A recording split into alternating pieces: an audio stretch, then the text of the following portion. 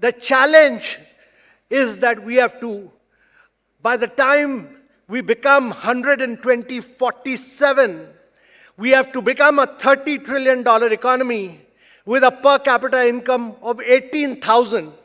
Today, ladies and gentlemen, you are close to about a $4 trillion economy, and your per capita income is close to about 2,500. Now, from 2,500, taking it to 18,000 per capita income, and taking your GDP from 4 trillion to 30 trillion means that you have to grow, your GDP has to grow 9 times, and your per capita income has to grow 8 times.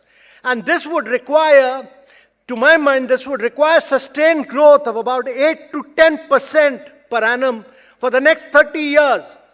Very few countries have managed to do this in the last 70 years. Japan did this during 1960 to 1990 in the post-World War II era.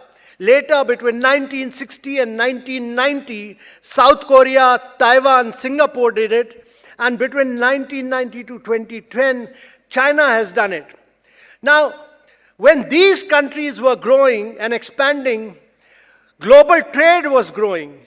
They grew on the back of exports. They penetrated global markets. Ladies and gentlemen, the challenge for India is that when the opportunity has arisen for India, there's a crisis in economic globalization. Global value chains are disrupted, and protectionism has occupied center stage. The recent US imposition of duties, let's look at it, about 100% on EVs, 50% on semiconductors and solar panels on import from China.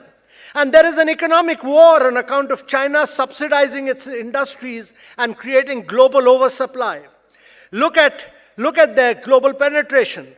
In solar PV panel, they occupy about 75% of the global share. In electric vehicles and components, they occupy 60% of the global share.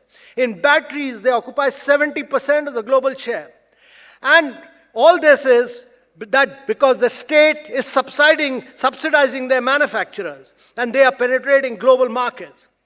There are several other challenges which India is seeing today. There's a seismic shift in geopolitics.